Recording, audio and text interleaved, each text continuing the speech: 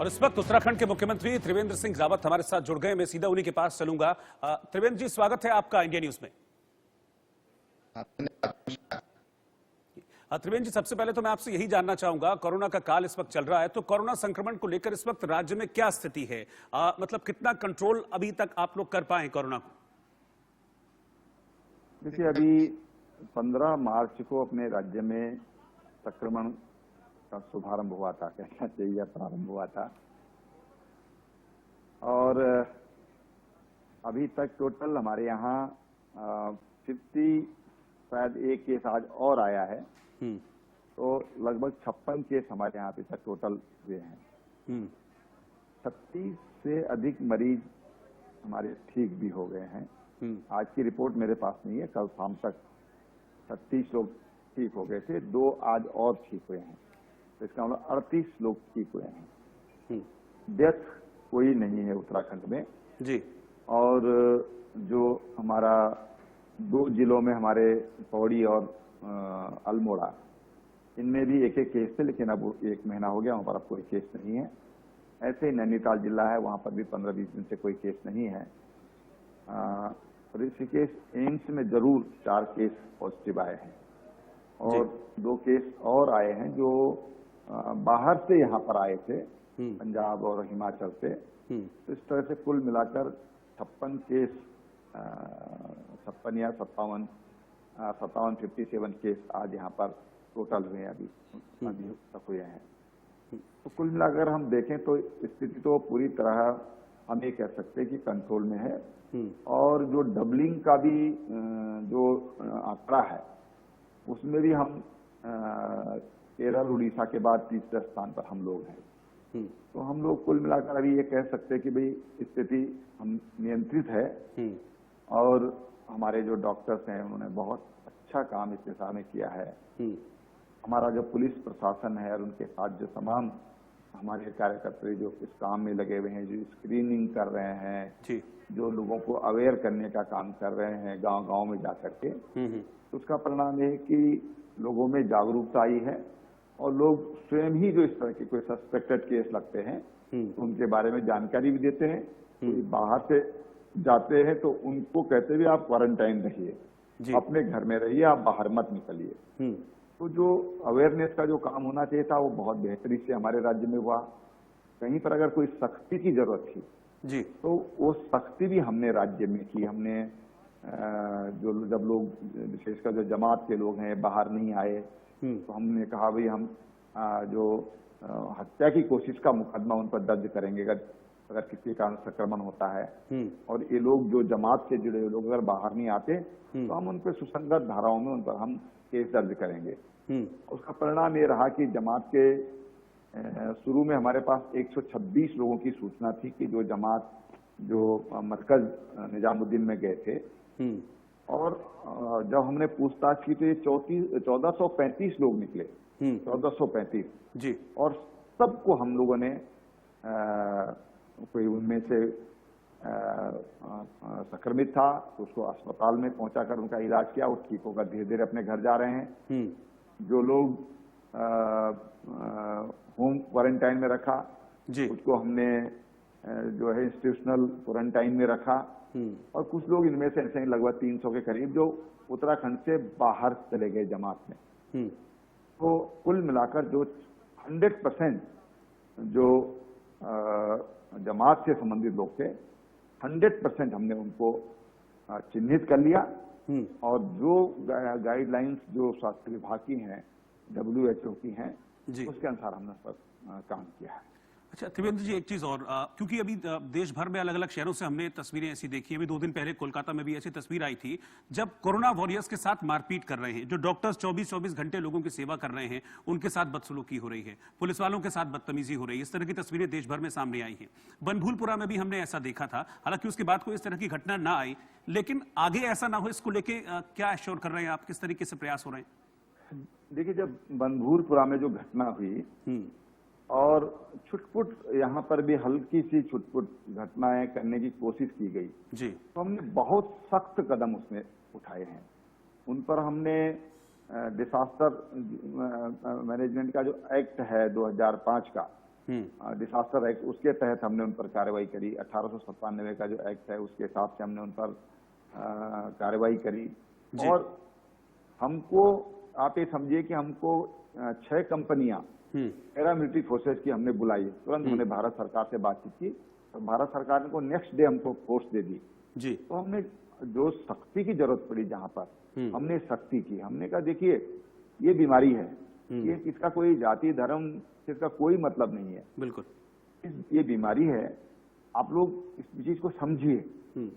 और नहीं समझते हैं तो फिर हम सख्ती भी करेंगे। सख्ती करने में हमने कोई कोताही नहीं बरती है जी।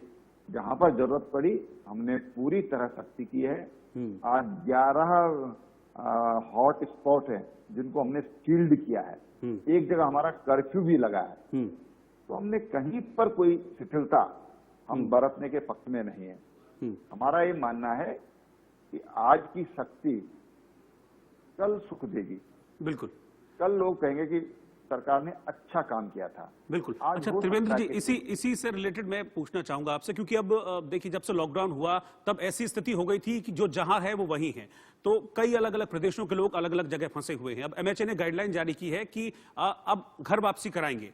तो इसको लेकर क्या आपकी तैयारी है? क्या लिस्ट तैयार है कि कितने लोग जो उत्तराखंड के हैं वो अलग अलग स्टेट में फंसे हुए हैं, अब उनकी वापसी किस तरह से उत्तराखंड होगी, घर होगी, इसको लेकर क्या प्लान ऑफ एक्शन रहेगा आपका?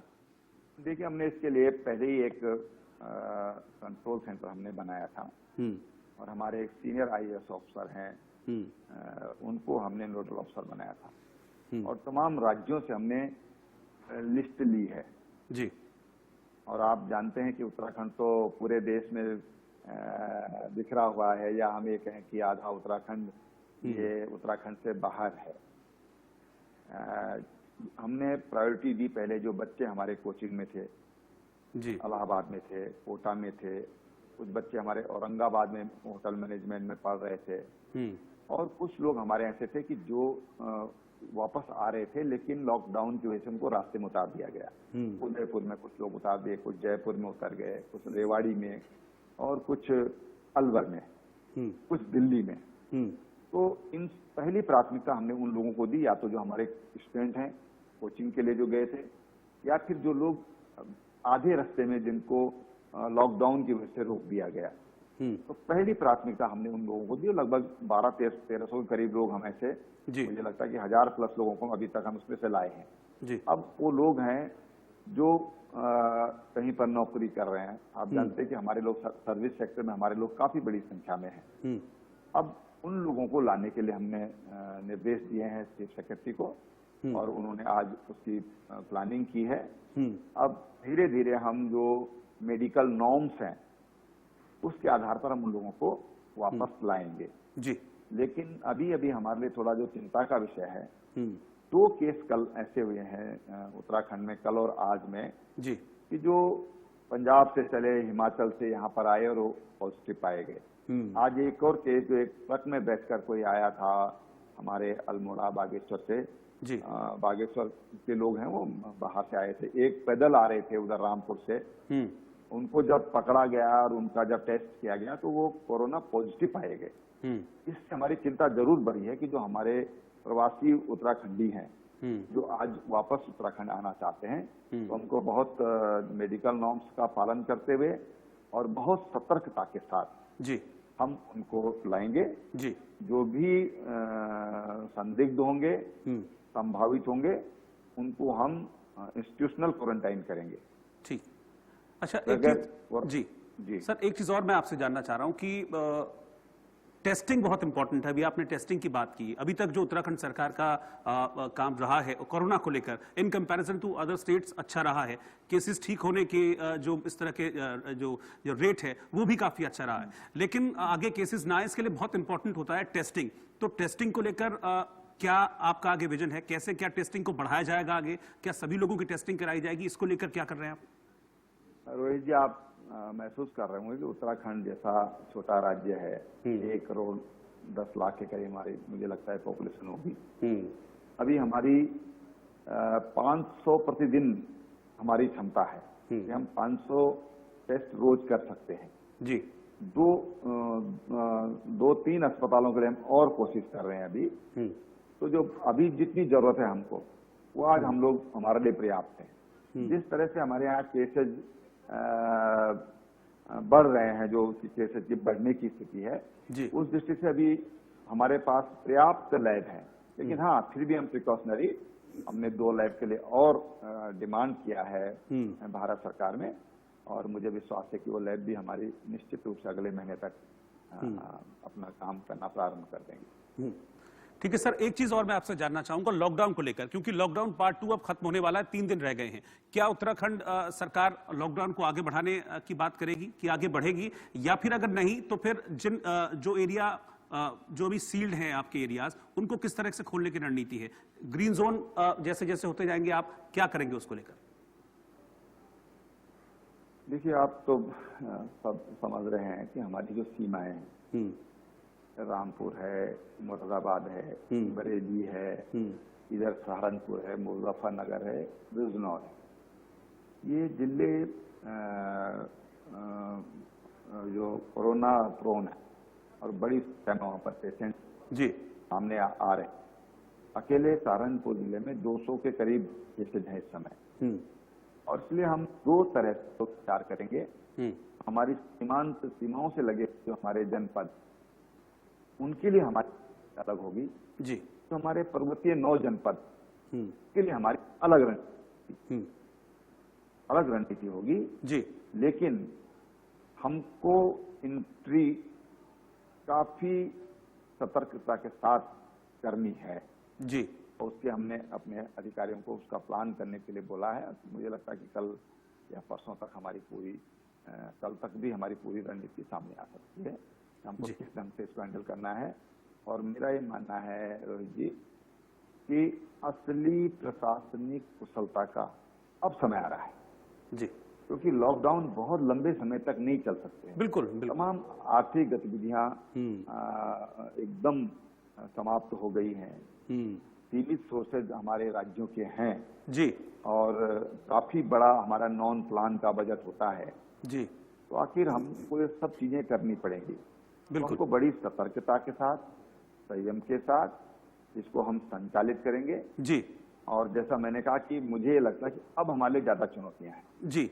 बिल्कुल। अब तक उत्तराखंड जो है चुनौतियों से निपटता आया है। हमने देखा कि काम अच्छा किया आपने कोरोना के संक्रमण काल में। आगे भी आपकी सरकार इसी तरह से काम करती रहे, हमारी शुभकामनाएं हैं। और आप भी स्वस्थ रहें, सुरक्षित रहें, पूरे सब लोग सुरक्षित रहें, यही दुआ भी है। थैंक यू सर हमारे साथ जुड़ने के लिए।